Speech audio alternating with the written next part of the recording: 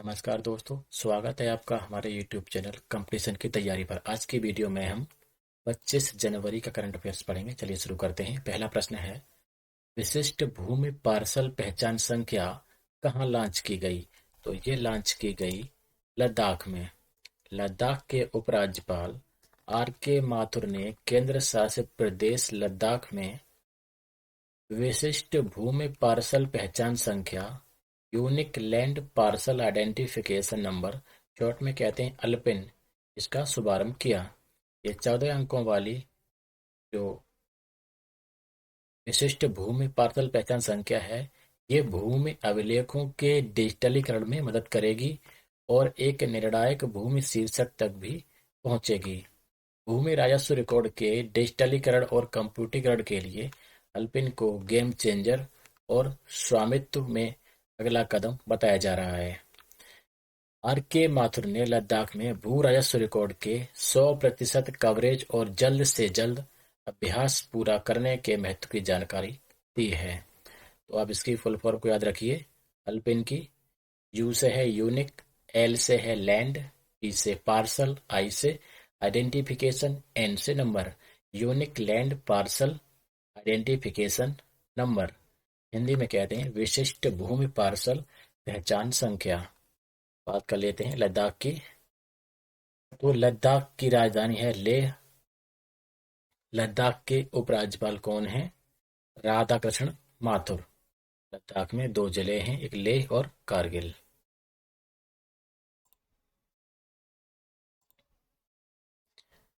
हाल ही में अमेरिका में हुई स्टडी के अनुसार नदी या झील की मछलियों में किस केमिकल की मात्रा तेजी से बढ़ रही है? तो उस केमिकल का नाम है फॉरएवर केमिकल। फॉरएवर केमिकल, जो अभी अमेरिका के नदी एवं झीलों की मछलियों में पाए जाने वाला अभी तक के सबसे घातक यानी हानिकारक केमिकल है। वैज्ञानिकों के अनुसार इस केमिकल को इस सदी का सबसे ज्यादा एवं खतरनाक जहर माना जा रहा है। यह केमिकल ऐसे केमिकल की श्रेणी में है जो हजारों वर्षों के बाद भी खत्म नहीं होता है।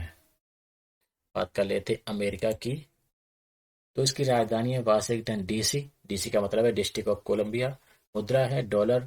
राष्ट्रपति जो बाइडेन, उपराष्ट्रपति कमला हैरिस।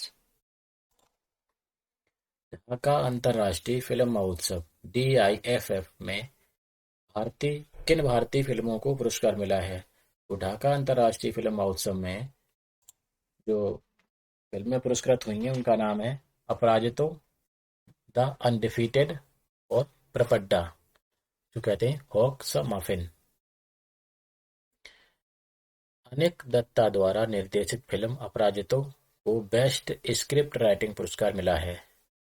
तो इसे जो है स्क्रिप्ट राइटिंग पुरस्कार मिला है। और केतकी नारायण को कृष्णेंदु कलेश द्वारा निर्देशित फिल्म परपड्डा अर्थात हॉक्स मफिन में उनकी भूमिका के लिए बेस्ट एक्ट्रेस घोषित किया गया है।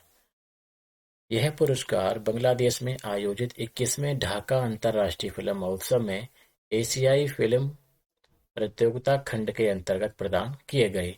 जापान के इक्केई वातानाबे को बेस्ट एक्टर का पुरस्कार दिया गया है। बात कर लेते हैं बांग्लादेश की। राजधानी है ढाका, मुद्रा है टका। बांग्लादेश की वर्तमान प्रधानमंत्री शेख हसीना जी हैं, राष्ट्रपति अब्दुल हमीद हैं।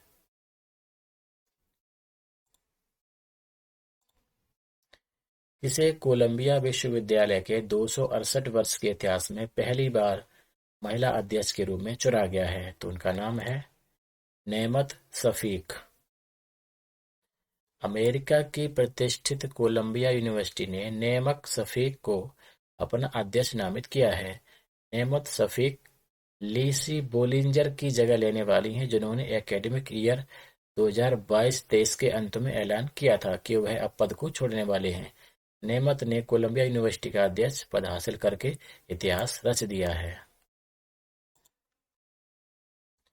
मानवता की सेवा के लिए बहरीन का ISA पुरस्कार किसे मिला है? तो ये मिला है सेंडुक रुइट को। सेंडुक रुइट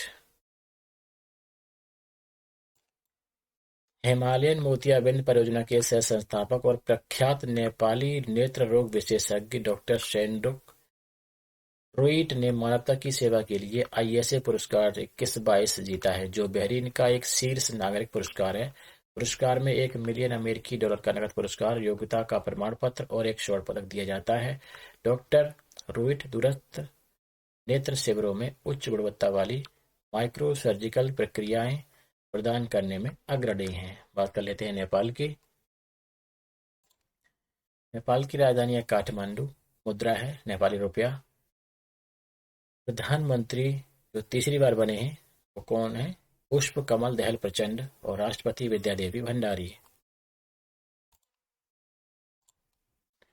अंतर्राष्ट्रीय शिक्षा दिवस कब मनाया गया? तो ये मनाया गया 24 जनवरी को। शांति और विकास के लिए शिक्षा की भूमिका को याद करने के लिए हर साल 24 जनवरी को अंतर्राष्ट्रीय शिक्षा दिवस मनाया जाता है। 5वें अंतर्राष्ट्रीय शिक्षा दिवस की थीम क्या है? To invest in people, prioritize education. चलिए, जनवरी महीने में कौन कौन से दिवस मनाए गए, कुछ महत्वपूर्ण दिवसों का अध्ययन कर लेते हैं। तो 4 जनवरी को मनाया जाता है लुई ब्रेल दिवस। 9 जनवरी को प्रवासी भारतीय दिवस मनाया जाता है। इस वर्ष जो मनाया गया था उसकी थीम क्या थी? अमृतकाल में भारत की प्रगति में विश्वसनीय भागीदार। 10 जनवरी को विश्व हिंदी दिवस मनाया गया। थीम क्या रही? हिंदी को जनमत की भाषा बनाना, बगैर उनकी मातृभाषा की महत्ता को भूले। 12 जनवरी को राष्ट्रीय युवा दिवस मनाया जाता है। इस वर्ष जो मनाया गया उसकी थीम क्या रही? विकसित युवा विकसित भारत। 16 तारीख को राष्ट्रीय स्टार्टअप दिवस मनाया गया। 15 जनवरी को थल सेना दिवस मनाया गया। 24 जनवरी को अंतर्राष्ट्रीय शिक्षा दिवस मनाया गया। इसकी थीम क्या थी? अभी बताई थी आपको, to invest in people, prioritize education. और 24 जनवरी को राष्ट्रीय बालिका दिवस भी मनाया गया। इसकी थीम क्या थी? उज्जवल कल के लिए लड़कियों का सशक्तिकरण, ये इसकी थीम रही। और आज क्या मनाया जाएगा? राष्ट्रीय मतदाता दिवस और राष्ट्रीय पर्यटन दिवस, 2 दिवस आज मनाए जाएंगे। और 26 तारीख को सब जानते हैं गणतंत्र दिवस मनाया जाता है। 30 जनवरी को शहीदी दिवस और कुष्ठ निवारण दिवस मनाया जाता है।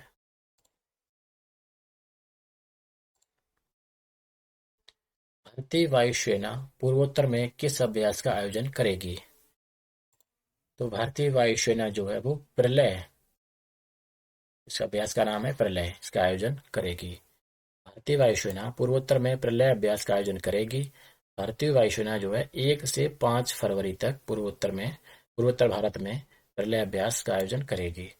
इस अभ्यास में C-130J सुपर हरक्यूलिस विमान, चिनूक हेवी लिफ्ट और अपाचे अटैक हेलीकॉप्टर जैसे विभिन्न प्लेटफॉर्म शामिल होंगे।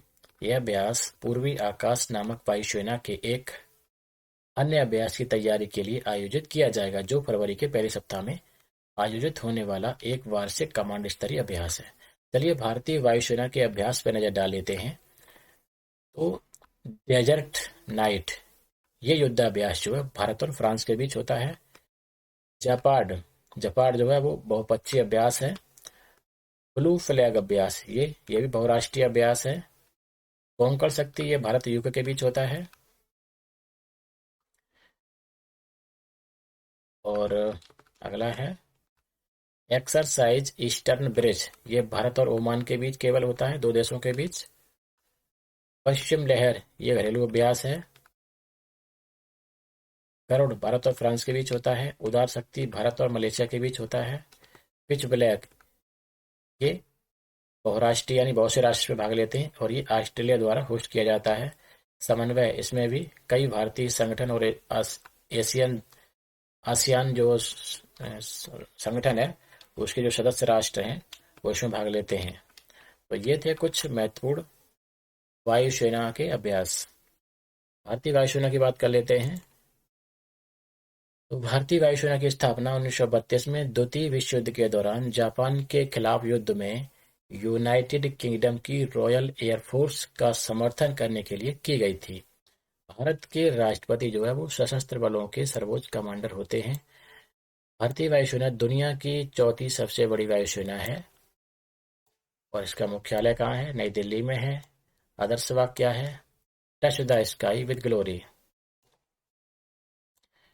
भारतीय वायुसेना एक एयर चीफ मार्शल वायुसेना के परिचालन कमान को संभालते हैं। हमारी सेना वो दुनिया की नज़र में चौथी है, पर हम भारतीयों की नज़र में पहली सेना है।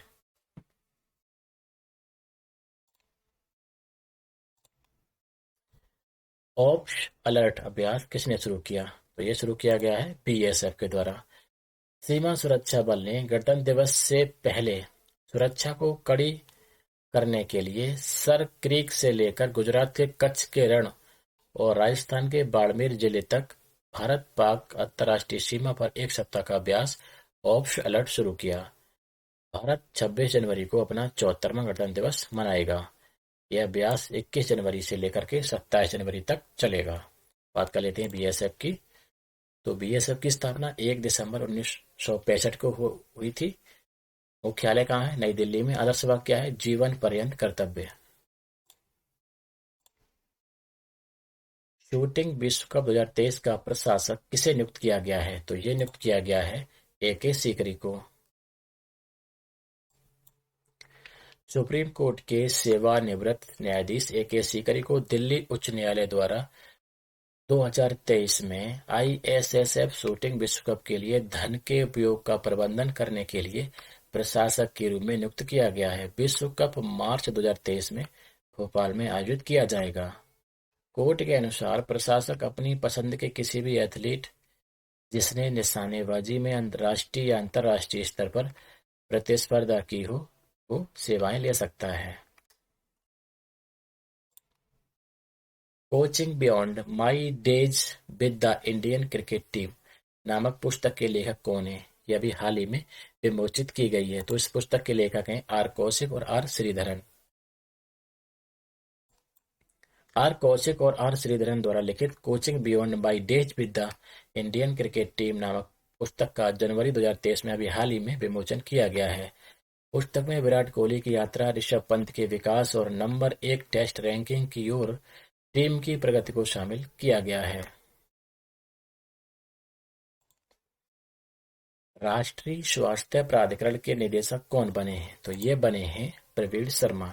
प्रवीण शर्मा प्रवीण शर्मा को स्वास्थ्य और परिवार कल्याण मंत्रालय के तहत राष्ट्रीय स्वास्थ्य प्राधिकरण आयुष्मान भारत डिजिटल मिशन में निदेशक के रूप में नियुक्त के लिए चुना गया है। कार्मिक एवं प्रशिक्षण विभाग से जारी आदेश के अनुसार शर्मा को पदभार ग्रहण करने की तिथि से या अगले आदेश तक 5 वर्ष की सेवा के लिए केंद्रीय कर्मचारी योजना के तहत पद पर नियुक्त किया गया है। शर्मा 2005 बैच के Indian defence service of engineers के अधिकारी हैं। अब बात कर लेते हैं आयुष्मान भारत डिजिटल मिशन की। तो इसे 27 सितंबर 2021 को प्रधानमंत्री जी द्वारा लॉन्च किया गया था। इसे देश में एक एकीकृत डिजिटल स्वास्थ्य अवसंरचना विकसित करने के लिए लॉन्च किया गया था। राष्ट्रीय स्वास्थ्य प्राधिकरण आयुष्मान भारत डिजिटल मिशन की कार्यान्वयन एजेंसी होगी। इसे पहले राष्ट्रीय डिजिटल स्वास्थ्य मिशन भी कहा जाता था। नागरिक उड्डयन महानिदेशालय के नए महानिदेशक कौन बने हैं? तो ये बने हैं विक्रम देवदत्त। विक्रम देवदत्त जो है वो 28 फरवरी 2023 को अरुण कुमार की जगह लेंगे। विक्रम देवदत्त वर्तमान में air India asset holding limited के अध्यक्ष और प्रबंध निदेशक के रूप में काम कर रहे हैं। विक्रम देवदत्त ने अंडमान और निकोबार द्वीप समूह सरकार में वित्त प्रमुख सचिव, गोवा सरकार में पर्यटन सचिव आदि सहित विभिन्न पदों पर कार्य किया है। बात करते हैं नागरिक उड्डयन महानिदेशालय की। यह नागरिक उड्डयन के क्षेत्र में एक नियामक संस्था है। यह विमान अधिनियम 2020 के तहत एक वैधानिक निकाय है। यह नागरिक उड्डयन क्षेत्र में सुरक्षा के मुद्दों से निपटने के लिए मुख्य रूप से जिम्मेदार है। यह भारत में या भारत से हवाई परिवहन सेवाओं को नियंत्रित करता है। यह अंतर्राष्ट्रीय नागरिक उड्डयन संगठन के साथ सभी नियामक कार्यों का समन्वय करता है। यह निजी पायलट लाइसेंस और वाणिज्यिक पायलट लाइसेंस जैसे विमानन से संबंधित लाइसेंस भी जारी करता है। यह नागरिक उड्डयन मंत्रालय के तहत काम करता है।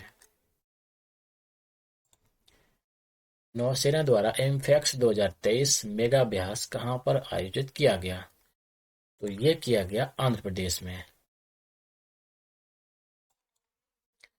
भारतीय नौसेना ने आंध्र प्रदेश में काकीनाडा के पास सेना और भारतीय वायुसेना के साथ 6 दिवसीय मेगा सैन्य अभ्यास किया। सबसे बड़ा द्विवार्षिक त्रिसेवा उभयचर अभ्यास एमपैक्स 2023 17 से 22 जनवरी तक आयोजित किया गया। युद्ध, राष्ट्रीय आपदाओं और तटीय सुरक्षा प्रवर्तन के दौरान भारतीय नौसेना और सेना की तैयारियों की समीक्षा करने के लिए इस अभ्यास का आयोजन किया गया। अब बात कर लेते हैं भारतीय नौसेना के अभ्यास की। तो जो मालाबार अभ्यास है वो भारत, अमेरिका, जापान इनके बीच होता है। कई बार इसमें ऑस्ट्रेलिया की नौसेना भी शामिल हो जाती है। इंद्र इंद्र युद्धाभ्यास जो है वो भारत और रूस की नौसेना के बीच होता है। वरुण अभ्यास भारत और फ्रांस के बीच होता है।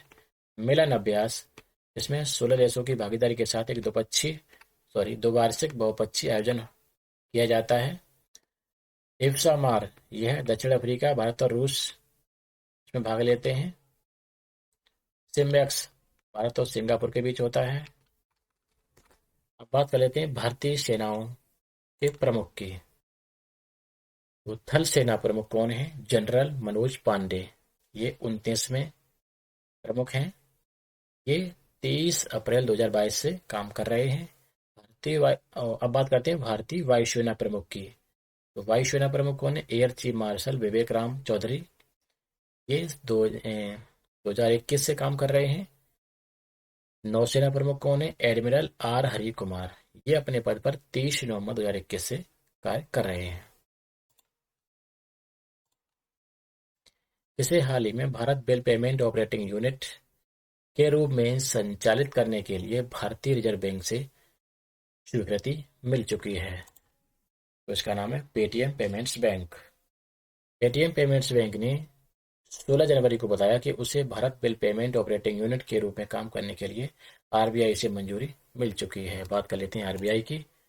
आरबीआई की स्थापना 1 अप्रैल 1935 को हुई थी और इसने 1 अप्रैल 1935 से कार्य करना शुरू कर दिया। इसका राष्ट्रीयकरण 1949 में कर दिया गया। मुख्यालय मुंबई, महाराष्ट्र में है। वर्तमान गवर्नर कौन है? शक्तिकांत दास, जो 3 साल के लिए बने हैं।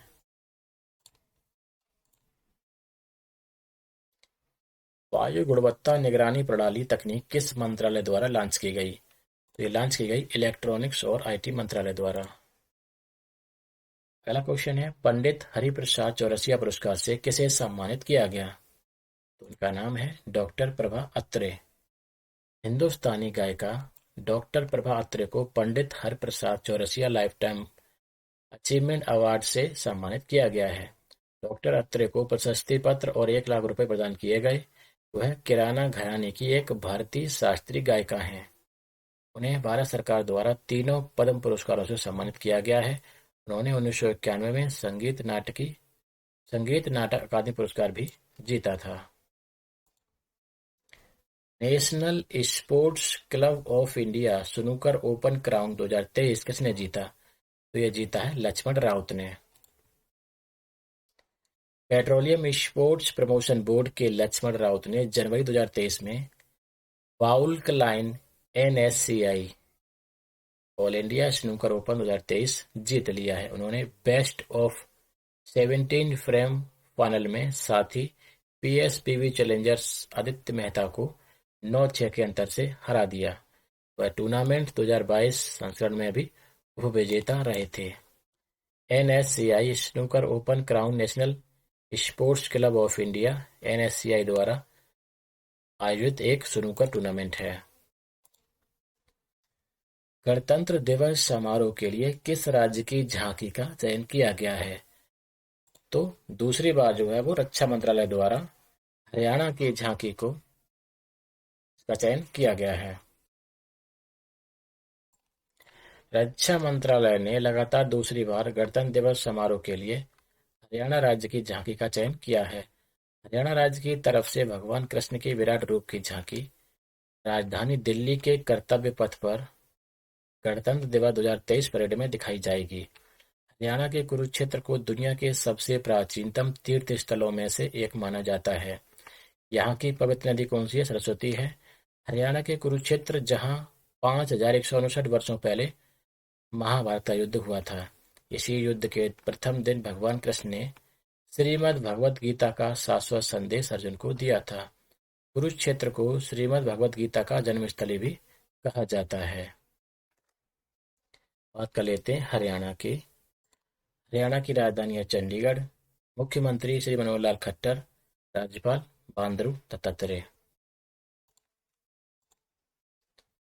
किस शहर में बाजरा और जैविक उत्पादों का चौथा अंतर्राष्ट्रीय व्यापार मेला शुरू हुआ? तो ये शुरू हुआ बंगलुरु में। बाजरा और जैविक उत्पादों का चौथा अंतर्राष्ट्रीय व्यापार मेला 20 जनवरी को बंगलुरु में शुरू हुआ। 3 दिवसीय मेले का आयोजन कृषि विभाग और कर्नाटक सरकार द्वारा किया गया। यह कृषि और इससे संबंधित क्षेत्रों में अवसरों का पता लगाने के लिए किसानों और अन्य हितधारकों के लिए एक मंच था। भारत 2023 को अंतर्राष्ट्रीय बाजरा वर्ष के रूप में मनाने वाले अग्रणी देशों में से एक है। बात कर लेते हैं कर्नाटक की। राजधानी है बंगलुरु। मुख्यमंत्री बसवराज बोम्मई। राज्यपाल थावरचंद गहलोत। ममानी महोत्सव कहाँ आयोजित किया गया? तो ये किया गया लद्दाख में। लद्दाख की राजधानी है लेह। उपराज्यपाल राधाकृष्ण माथुर। कौन सा राज्य गोबर खरीदने वाला देश का पहला राज्य बन गया है? तो ये राज्य बन गया है छत्तीसगढ़। हो सकता है ये प्रश्न सुनकर आपको हंसी भी आ गई हो। छत्तीसगढ़ राज्य देश का प्रथम गोबर खरीदने वाला राज्य बन गया है। छत्तीसगढ़ राज्य में गोबर की खरीद का भुगतान 201 करोड़ रुपए में किया गया है। यह छत्तीसगढ़ गोधन न्याय योजना के अंतर्गत शुरू किया गया था। गोबर के खरीद से वर्मी कंपोस्ट खाद तैयार की जाएगी, जिसके तहत राज्य के 80,000 महिलाओं को रोजगार भी प्राप्त हुआ है। बात कर लेते हैं छत्तीसगढ़ की। राजधानी है रायपुर। मुख्यमंत्री श्री भूपेश बघेल। राज्यपाल सुश्री अनुसुईया उइके जी। अंतर्राष्ट्रीय शिल्प शिखर सम्मेलन का उद्घाटन कहाँ किया गया? तो यह किया गया उड़ीसा में। उड़ीसा के सीएम नवीन पटनायक ने जाजपुर में हाल ही में अग्रणी शिल्पकारों, संस्कृति और कला के प्रति उत्साही लोगों का अपनी तरह का पहला अंतर्राष्ट्रीय शिल्प शिखर सम्मेलन का उद्घाटन किया है। उन्होंने कहा कि धार्मिक पर्यटन, शहरी पर्यटन और बौद्ध पर्यटन की अपनी मौजूदा संपत्तियों के साथ इसमें एक प्रमुख पर्यटन केंद्र बनने की क्षमता है। बात कर लेते हैं उड़ीसा की। राजधानी है भुवनेश्वर। मुख्यमंत्री श्री नवीन पटनायक जी। राज्यपाल प्रोफेसर गणेशी लाल। 13वां राष्ट्रीय मतदाता दिवस कब मनाया गया? तो मतदाता दिवस जो है वो आज मनाया जाएगा। 25 जनवरी को मनाया जाता है। तो 25 जनवरी को वर्ष 2011 से राष्ट्रीय मतदाता दिवस के रूप में मनाने की शुरुआत की गई थी। 25 जनवरी 2023 को 13वां राष्ट्रीय मतदाता दिवस देश भर में मनाया जाएगा। बात करते हैं राष्ट्रीय मतदाता दिवस के इतिहास की। तो भारतीय निर्वाचन आयोग का गठन 25 जनवरी 1950 को हुआ था। भारत सरकार ने राजनीतिक प्रक्रिया में युवाओं की भागीदारी बढ़ाने के लिए निर्वाचन आयोग के स्थापना दिवस पर 25 जनवरी को वर्ष 2011 से राष्ट्रीय मतदाता दिवस के रूप में मनाने की शुरुआत की थी। इसका उद्देश्य क्या है? राष्ट्रीय मतदाता दिवस मनाए जाने के पीछे निर्वाचन आयोग का उद्देश्य अधिक से अधिक मतदाता, विशेष रूप से नए मतदाता बनाना है। इस दिवस पर मतदान प्रक्रिया में मतदाताओं की भागीदारी सुनिश्चित करने हेतु जागरूकता का प्रसार किया जाता है। अब बात करते हैं राष्ट्रीय मतदाता दिवस की थीम की। तो 2018 से लेकर के चलते हैं। 2018 में थीम क्या थी? सुगम निर्वाचन। 19 में कोई मतदाता न छूटे। 2020 की थीम थी मजबूत लोकतंत्र के लिए चुनावी साक्षरता। 2021 की थीम थी मतदाता बने सशक्त, सतर्क, सुरक्षित और जागरूक। 2022 की समावेशी, सुगम एवं सहभागी निर्वाचन की ओर अग्रसर। और इस वर्ष की जो थीम है वो क्या है? Making elections inclusive, accessible and participative.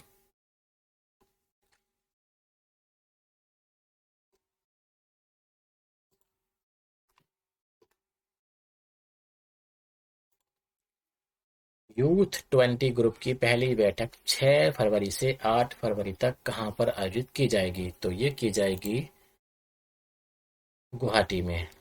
इस बैठक का उद्देश्य युवाओं की सोच का पता लगाना और उनके सुझावों को नीतिगत प्रस्तावों में शामिल करना है। असम के 34 जिलों के 50 से अधिक विश्वविद्यालय और कॉलेज 19 जनवरी से फाउंडेशन मीट तक अपने परिसरों में सेमिनार और कार्यशाला, वाद विवाद और पैनल चर्चा आयोजित करेंगे। असम का सबसे बड़ा शहर गुवाहाटी है। मुख्यमंत्री हेमंत बिस्व शर्मा हैं। असम के प्रमुख राष्ट्रीय उद्यान और अभयारण्य जो हैं वो काजीरंगा राष्ट्रीय उद्यान, रायमोना राष्ट्रीय उद्यान, मानस राष्ट्रीय उद्यान और ओरंग नेशनल पार्क हैं। पहली G20 पर्यावरण और जलवायु स्थिरता कार्यसमूह की बैठक 9 फरवरी से 11 फरवरी तक कहां पर आयोजित की जाएगी? तो यह की जाएगी बंगलुरु में। यह बैठक बंगलुरु में आयोजित की जाएगी। यह बैठक ब्लू इकोनॉमी के साथ-साथ तटीय स्थिरता, खराब भूमि और पारिस्थितिक तंत्र की बहाली, जैव विविधता में वृद्धि और एक परिपत्र अर्थव्यवस्था को मजबूत करने पर ध्यान केंद्रित करेगा।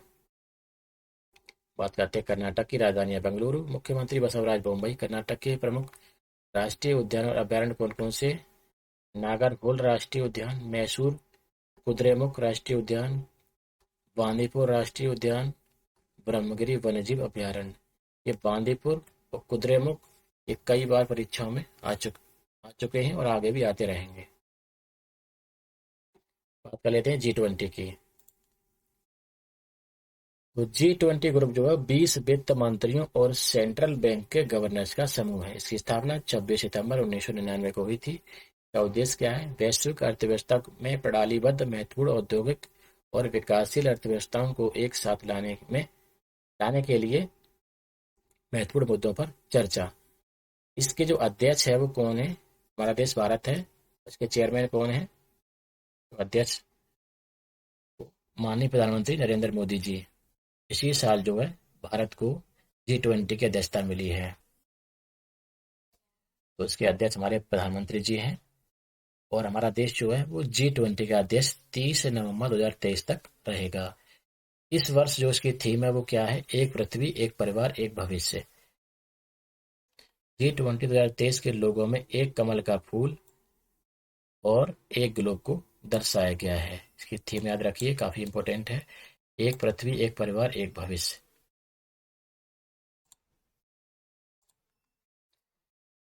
हाल ही में एक दिवसीय इंडिया कोल्ड चेन कॉन्क्लेव का आयोजन कहाँ किया गया? तो यह किया गया नई दिल्ली में। बात करते हैं दिल्ली की। मुख्यमंत्री अरविंद केजरीवाल जी हैं। उपराज्यपाल विनय कुमार सक्सेना जी हैं। किस राज्य सरकार ने छात्राओं को 60 दिन का मातृत्व अवकाश देने की अनुमति दी है? तो ये दी है केरल सरकार ने। केरल की बात करते हैं। राजधानी तिरुवनंतपुरम। मुख्यमंत्री पिनराई विजयन, राज्यपाल आरिफ मोहम्मद खान। कांग्रेस ने हाल ही में किस राज्य में ब्लॉक कांग्रेस कमेटियों में 107 मंडल अध्यक्ष नियुक्त किए हैं? तो ये किए हैं राजस्थान में। राजस्थान की राजधानी है जयपुर। मुख्यमंत्री अशोक गहलोत, राज्यपाल कलराज मिश्र। पुलिस महानिरीक्षकों का अखिल भारतीय सम्मेलन कहाँ हुआ? तो ये हुआ दिल्ली में। डीजीपी और आईजीपी का वार्षिक सम्मेलन 20 जनवरी को नई दिल्ली में संपन्न हुआ। गृह मंत्री अमित शाह ने पुलिस महानिरीक्षकों का अखिल भारतीय सम्मेलन को संबोधित किया। सम्मेलन के दौरान साइबर अपराध, पुलिसिंग में प्रौद्योगिकी, आतंकवाद विरोधी चुनौतियों, वामपंथी उग्रवाद, क्षमता निर्माण और जेल सुधारों से संबंधित कई मुद्दों पर चर्चा की गई।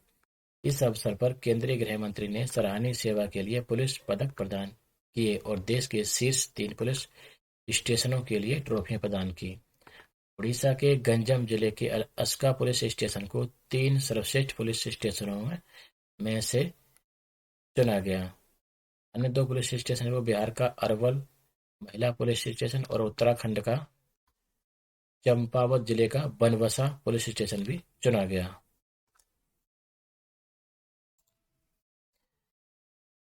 सर्वश्रेष्ठ सतत ग्रीनफील्ड हवाई अड्डे का पुरस्कार किसे मिला? तो ये मिला गोवा के न्यू गोवा मनोवर अंतर्राष्ट्रीय हवाई अड्डे को। नवीन उद्घाटित गोवा के हवाई अड्डे ने नागरिक उड्डयन 2023 के लिए एसोचैम के 14वें अंतर्राष्ट्रीय सम्मेलन सह पुरस्कार में विमानन स्थिरता और पर्यावरण के तहत पुरस्कार जीत लिया है। जीएमआर गोवा इंटरनेशनल एयरपोर्ट को यह पुरस्कार मुख्य अवधारणाओं में से एक के रूप में स्थिरता को लागू करने के लिए की गई उत्कृष्ट पहल के लिए दिया गया है। पुरस्कार के मानदंड में उनके संबंधित क्षेत्रों में योगदान, नवीनता, प्रयोज्यता, प्रासंगिकता और प्रभाव क्षमता शामिल है। न्यू गोवा मनोहर इंटरनेशनल एयरपोर्ट को जीरो कार्बन फुटप्रिंट एयरपोर्ट के रूप में भी डिजाइन किया गया है। बात करते हैं गोवा की। राजधानी है पणजी। मुख्यमंत्री प्रमोद सावंत जी। राज्यपाल पीएस श्रीधरन पिल्लई। और अल्पिन कहाँ लॉन्च किया गया इसको बता चुके हैं सबसे पहले हम। दोस्तों ये थे आज के करंट अफेयर के महत्वपूर्ण 30 प्रश्न। आज की वीडियो में इतना ही। जय हिंद, जय भारत।